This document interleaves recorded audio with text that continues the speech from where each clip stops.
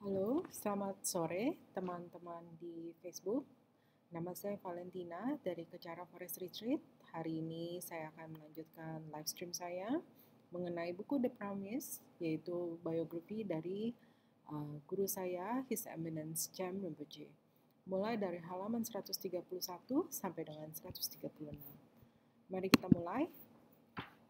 Ini adalah foto Rinpoche pada saat beliau masih muda di Los Angeles, dan kebetulan Rinpoche sempat bercerita sedikit mengenai foto ini kepada saya. Jaketnya itu diberikan oleh temannya yang bernama Andy Matia. Andy Matia itu kebetulan sangat generous terhadap Rinpoche dan sering memberikan baju-bajunya kepada Rinpoche. Dan mereka kebetulan memiliki size yang sama. Pada awal tahun ini, Rinpoche meminta saya untuk menemukan temannya, Andi Matia, tapi sayang sekali setelah saya mencari kesana kemari, saya menemukan bahwa Andi Matia sudah meninggal bertahun-tahun yang lalu. Tapi ini adalah sedikit latar belakang dari foto ini. Jadi Rinpoche itu hidup sebagaimana layaknya anak muda di Amerika, tetapi beliau juga melakukan praktek dharma dan sangat teguh dalam menjalankan praktek dharmanya di Los Angeles. Ya. Mari kita mulai. Halaman 131. In late November, Rinpoche began his part-time job at McDonald's as he needed income to live and pay a token rent to Bob. His time at TDL lessened as he was at school during the day and worked at McDonald's at night, often finishing very late. As he had little time for practice, he would resort to reciting mantras and doing his prayers at a 25-minute walk to and from school. Jadi pada sekitar November akhir pada tahun tersebut, Rinpoche mendapatkan pekerjaan paruh waktu di McDonald karena dia memerlukan uang untuk hidup dan juga membayar sewa kepada sepupunya Bob Bugayev. Pada saat itu beliau masih tinggal bersama sepupunya di Monterey Park.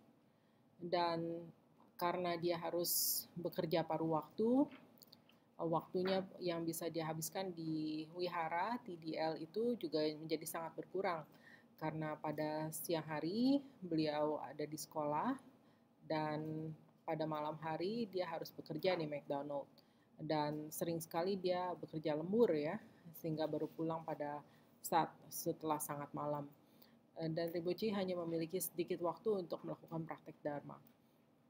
Karena itu Rinpoche berusaha tetap melakukan resitasi mantranya dan juga melakukan sadananya atau doa hariannya pada saat dia itu harus berjalan pulang dan pergi ke sekolah yang memakan waktu sekitar 25 menit.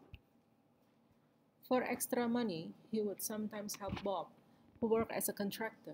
However, Bob tried to make things difficult for him in the hope that he might encourage Rinpoche to return home. These obstacles did not deter Rinpoche as they were relatively minor compared with what he had endured in Howell. He was able to dedicate time to his studies and finally completed his GED, the Basic Education Diploma, in January 1983. Jadi untuk mendapatkan uang lebih, kadang-kadang dia Rinpoche itu membantu sepupunya Bob yang pada saat itu bekerja sebagai kontraktor. Tapi Bob berusaha membuat hidup itu sulit bagi Rinpoche karena Bob itu menginginkan agar sebetulnya dia ingin Rinpoche bertemu kembali pulang ke rumahnya di Howell, New Jersey. Tetapi kesulitan yang diberikan Bob itu tidak mencegah Rinpoche atau tidak membuat Rinpoche kecil hati karena mereka itu sebetulnya minor. Ini hanya kesulitan kecil dibanding apa yang harus dia lalui di Howell, New Jersey. Dan Rinpoche bisa mendedikasikan waktunya untuk belajar dan akhirnya berhasil menyelesaikan GED-nya atau setingkat ijazah SMA, yaitu Basic Education Diploma pada bulan Januari 1983. As it was not conducive for him to continue staying with Bob, Rinpoche decided to move out. The normal rental rate for lodging at TDL was $250, which Rinpoche could not afford. However, a senior member of TDL's committee talked to Geshe-la and arranged for a small room for Rinpoche at the center for a reduced rental of $150 a month.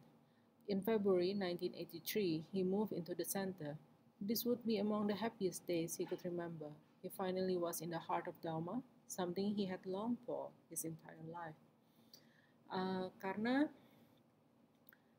situasi menjadi tidak kondusif bagi Rinpoche untuk tetap tinggal bersama sepupunya Bob, Rinpoche memutuskan untuk pindah, ya. Tapi pada saat itu untuk tinggal di wihara TDL itu rate-nya itu sekitar $250 sebulan. Ini terlalu mahal bagi Rinpoche pada saat itu, akan tetapi anggota senior dari TDL itu berbicara dengan Geshe-la, Geshe Sultim Gyatso, dan beliau mengatur agar ada kamar kecil untuk Rinpoche di wihara, dan sewanya itu juga dikurangi menjadi hanya $150 per bulan. Pada bulan Februari 1983, Rinpoche pindah ke wihara untuk tinggal di wihara, dan Rinpoche mengingat bahwa ini adalah hari-hari bahagia bagi dirinya karena pada akhirnya dia berada di tengah Dharma, dan ini adalah sesuatu hal yang diinginkan seumur hidupnya. Mari kita baca sedikit captionnya di sini. The certificate of proficiency in an optional qualification for students in America who are unable to complete the full 4 years of high school. With this certificate, Rinpoche could legally leave high school and start working to support himself. Jadi ini adalah certificate GED-nya ya, atau ijazah setara SMA yang diberikan kepada murid-murid yang tidak bisa menyelesaikan SMA selama 4 tahun. Dan dengan adanya ijazah ini, Rinpoche bisa meninggalkan SMA dan mulai bekerja untuk menghidupi dirinya. Mari kita lanjut ke halaman 132. Di sini ada foto-foto Rinpoche dari masa itu. Ini Rinpoche pada saat beliau masih sangat muda ya di Los Angeles. Dan juga ini adalah foto SMA-nya, Mark Keppel High School.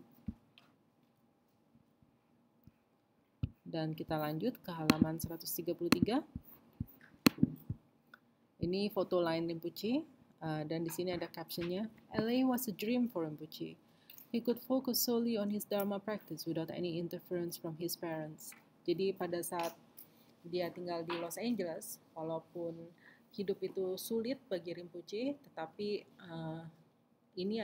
Rinpoche menganggap ini adalah situasi yang ideal atau seperti mimpi, karena pada akhirnya dia bisa berfokus secara menyeluruh terhadap praktek Dharma tanpa ada gangguan dari kedua orang tua angkatnya. Kita lanjut ke halaman 134. In order to be self-sufficient, the young Rinpoche held 3 jobs while spending as much time as he could at TDL.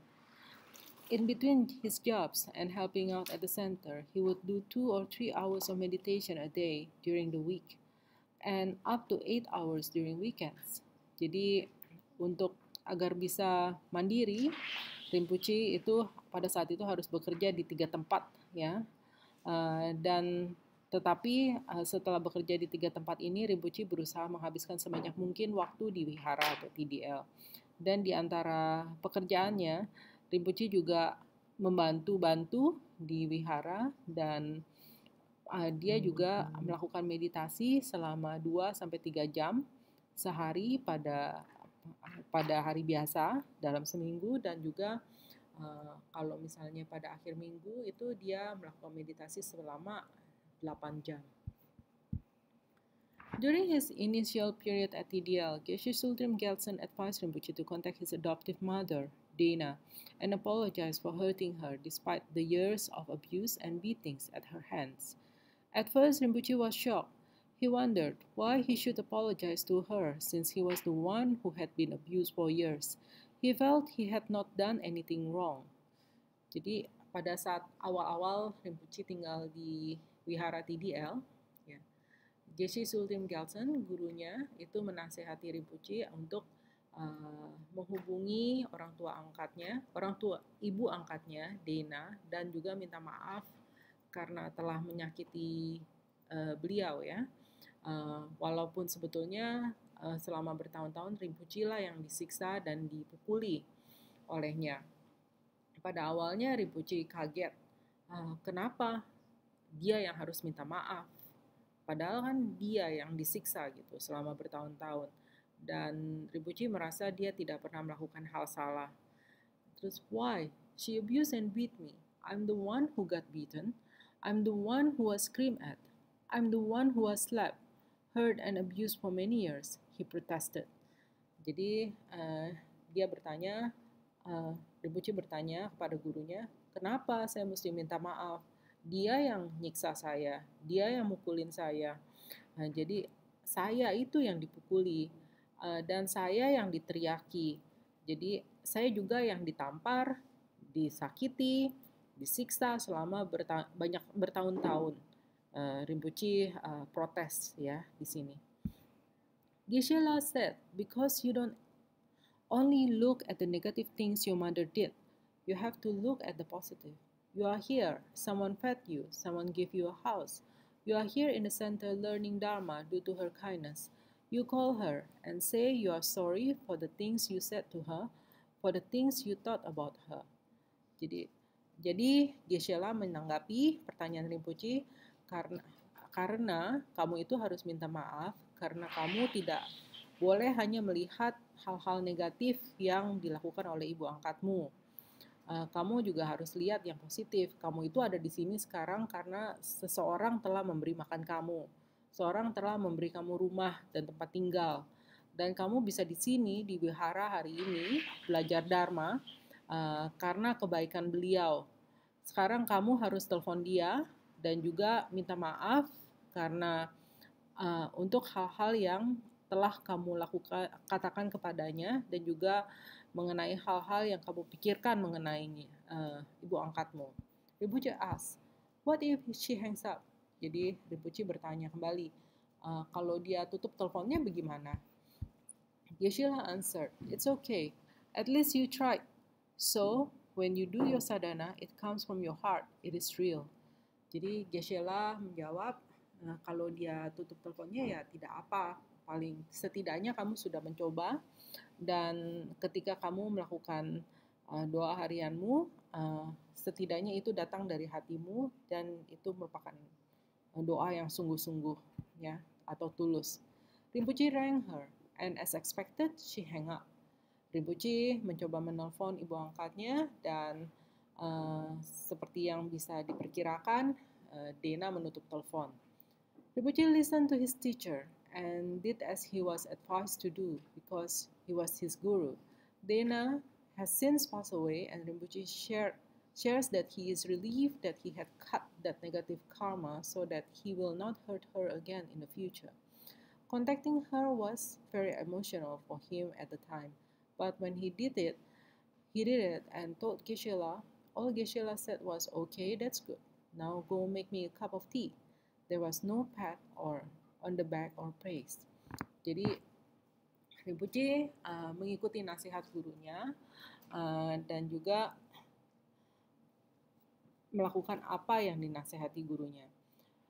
Dena sekarang ini telah meninggal dunia, dan sebelum Rinpoche meninggal, Rinpoche juga telah berbagi kepada kami bahwa dia itu sangat lega karena dia telah memotong atau memutuskan karma negatif sehingga Rinpoche tidak akan menyakiti Dena lagi di kehidupan yang mendatang.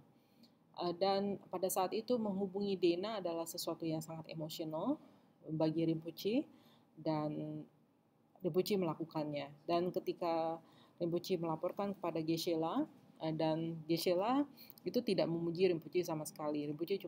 Geshe-la cuma bilang, oke, itu bagus. Nah, jadi sekarang kamu tolong buatkan saya teh, ya, secangkir teh. Geshe-la then told him, you didn't do anything now, but you must have done something in your previous life to get this. Either you accept karma or you don't. Jadi Geshe-la mengatakan kepada Rinpoche pada saat itu, kamu memang tidak melakukan apa-apa sekarang. Tetapi mungkin pada kehidupan sebelumnya kamu telah melakukan sesuatu, jadi kamu mau menerima karma atau tidak.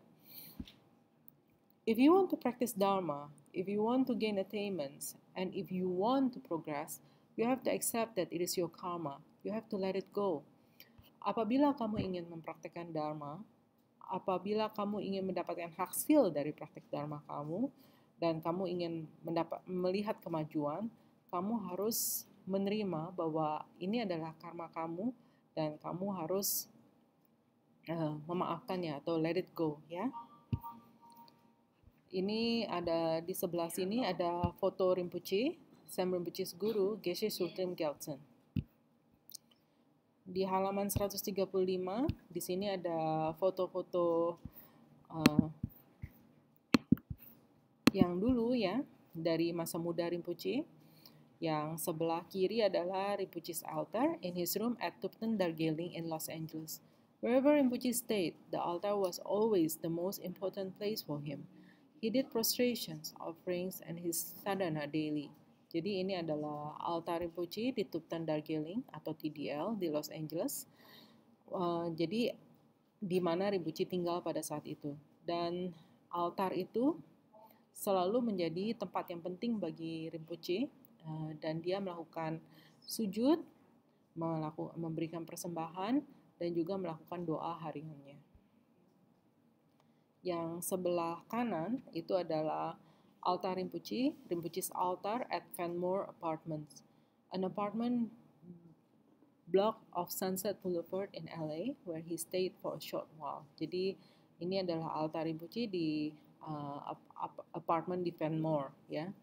Dan ini adalah apartemen di Sunset Boulevard, ya, yang dekat dengan Sunset Boulevard, di mana Rinpoche tinggal selama beberapa waktu sebelum dia pergi ke TDL.